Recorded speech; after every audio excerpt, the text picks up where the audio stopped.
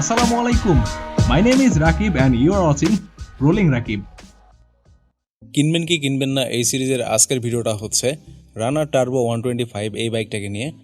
এই ভিডিওটা আরও আগে করা উচিত ছিল, কিন্তু বিষয়টা হয়েছে বাইকটা যার তার কোনো পাত্তাই নাই ভাই। অনেকদিন অপেক্ষা করলাম কিন্তু তার সাথে কোনো সাক্ষাৎ করতে পারলাম না, বিধায় ভিডিওটা আমাকে এভাবেই করতে হচ্ছে। তবে আমি আশা করি এই ভিডিওটা সম্পূর্ণ দেখলে আপনার মোটামুটি ধারণা চলে আসবে এই রানার টার্বো 125 এই বাইকটা আপনি কিনবেন কি কিনবেন না। রোলিং স্কোয়াডে যারা নতুন তারা হয়তো জানেন না যে আমরা এই সিরিজে দুইটা বিষয় নিয়ে কথা বলি। একটা হচ্ছে বাইকটা না কেনার পেছনে কিছু কারণ নিয়ে, এবং আরেকটা হচ্ছে বাইকটা কেনার পেছনে কিছু কারণ নিয়ে। তবে আজকের এই ভিডিওতে বাইকটা কেনার পেছনের যে কারণগুলো এগুলো নিয়েই ভিডিওটা শুরু হবে। বাইকটি কেনার পেছনের বড় একটা কারণ হতে পারে এই বাইকের ইঞ্জিনের পাওয়ার। এই বাইকটির ইঞ্জিন থেকে 11.4 কিলোওয়াট পাওয়ার আউটপুট পাবেন 8500 আরপিএমে, এবং ম্যাক্সিমাম টর্ক পাবেন এই বাইক থেকে 11 নিউটন মিটারস অফ টর্ক 7000 আরপিএমে, যেটা 125 সিসি সেগমেন্টের যে বাইকগুলো রয়েছে এগুলোর সাপেক্ষে একদমই খারাপ না। দেশীয় ব্র্যান্ড হিসেবে ইঞ্জিনের কন্ডিশনের কথা বললে ইঞ্জিনের কন্ডিশনও খারাপ না, ভালোই। তবে এই বাইকটা কেনার পেছনে সবথেকে বড় যে কারণটা, যারা শর্ট হাইট পারসন রয়েছেন তাদের জন্য এটা খুবই ভালো হবে। কারণ আমি যতদূর দেখছি এই বাইকটা 4 ফিট 10 ইঞ্চি থেকে শুরু করে 5 ফিট মোটামুটি আপনার 7-8 ইঞ্চি হলে বাইকটা রাইড করা যায়। মোটামুটি 5 ফিট 8 ইঞ্চির ওপরে হলে সেক্ষেত্রে রাইড করতে একটু অসুবিধা হবে, কারণ বাইকটির সিট হাইট যথেষ্ট নিচু।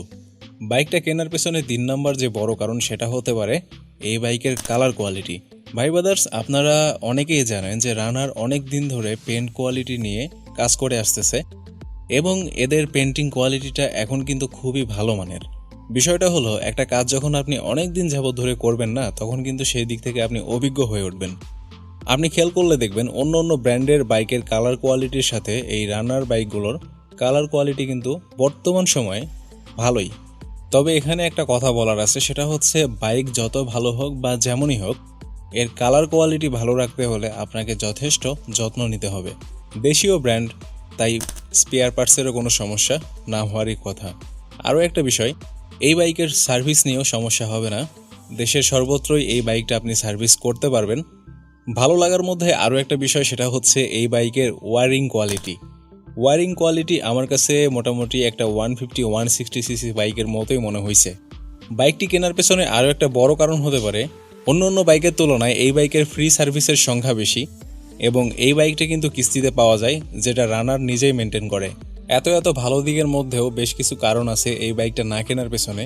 চলুন এবারে সে বিষয়গুলো নিয়ে কথা বলা যাক।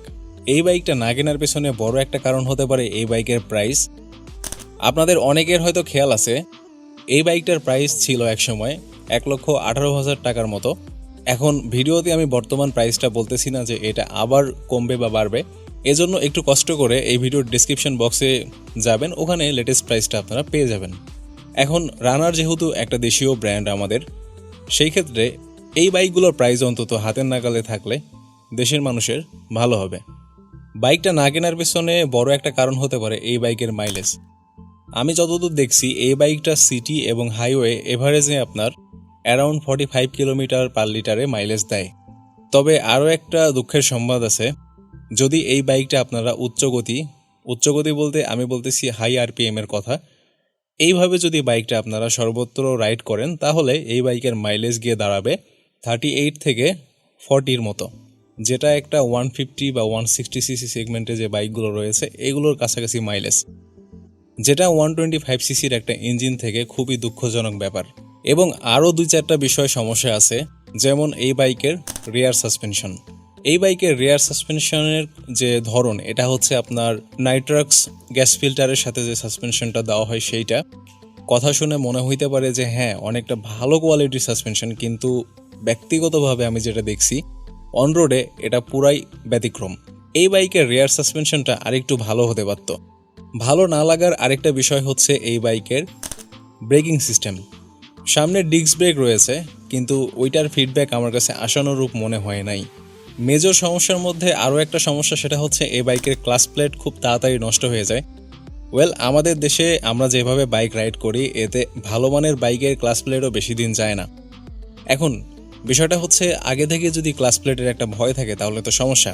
এছাড়া আরও যে বিষয়গুলো রয়েছে সেটা আমার কাছে ভালোই লাগে, যেমন এই বাইকের সিটিং কমফোর্ট। পিলিয়নের কমফোর্ট আছে স্বাভাবিকভাবে বসে থাকলে, তবে রিয়ার সাসপেনশনটা একটু ভালো হইলে ভালো হইতো। এখন রাইডিং সিটের কমফোর্ট বললে এই বাইকটার রাইডিং কমফোর্ট অন্য অন্য বাইকের দিক থেকে আমি এগিয়ে রাখবো। কেন জানেন? এই বাইকটার হ্যান্ডেলবারের যে পজিশনটা এটা একবার খেয়াল করেন। আই হোপ আপনারা অনেকেই এই বাইকটা রাইড করছেন এবং বিষয়টা দেখছেন যে এই বাইকের হ্যান্ডেলবারের যে পজিশনটা এটা কিন্তু অনেকটা আপরাইট, যেটা এই সেগমেন্টের অন্য অন্য বাইকগুলোতে দেখা যায় না। সেই সাথে যে অ্যাডভান্টেজের কথা বললাম যে এই বাইকটা আপনার শর্ট হাইট পার্সনদের জন্য খুব ভালো, এই বিষয়ে তো কথা বলছি যে 4 ফিট 10 ইঞ্চি থেকে শুরু করে মোটামুটি আপনার 5 ফিট 6, 7, 8 ইঞ্চি পর্যন্ত মানুষ রাইড করতে পারবে। এই বাইকের ওভারঅল স্পেসিফিকেশনের কথা বলতে গেলে স্পেসিফিকেশন আপনারা গুগল করলেই পেয়ে যাবেন।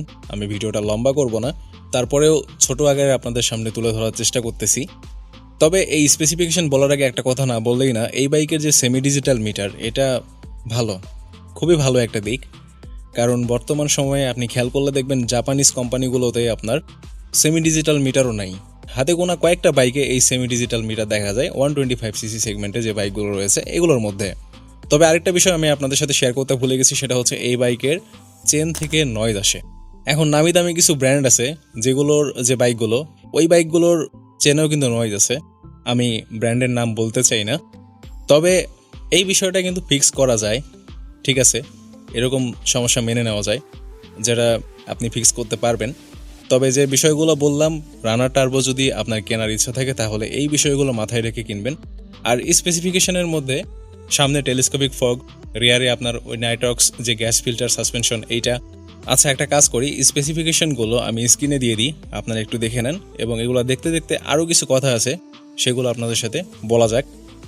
যেমন এই বাইকের প্রাইসটা একটু কম হইলে ভালো হতো, কারণ দেশীয় ব্র্যান্ড হিসেবে আপনার আমার চাহিদা থাকবে যে প্রাইসটা যেন হাতের নাগালে থাকে। এবং বর্তমান যে প্রাইসটা রয়েছে আপনি খেয়াল করলে দেখুন, এর থেকে কিন্তু কম প্রাইস দিয়ে আপনি মোটামুটি ভালো কোয়ালিটির 125cc বাইক পাচ্ছেন। আমি এটা বলতেছি না যে রানার টার্বো একটা বাজে বাইক বা এ ধরনের কোনো কিছু। আশা করব রানার এই বিষয়গুলো ফিক্স করবে পরবর্তীতে লঞ্চ করার সময়। যেহেতু দেশি ব্র্যান্ড সেহেতু আমাদের প্রত্যাশাটাও বেশি থাকবে, আর প্রত্যাশা বেশি থাকলে নেগেটিভ দিকগুলো একটু বেশি হতে পারে। তবে রানারের কাছে অনুরোধ থাকবে এই বিষয়গুলো তারা যেন তাড়াতাড়ি ফিক্স করে ফেলে। তাহলে ভাই ব্রাদার্স, ভিডিওটা লম্বা করব না। আমি কিছু কিছু সমস্যার কারণে প্রতিদিন ভিডিও দিতে পারতেছি না, আশা করি সেই দিন আর বেশি দূরে না।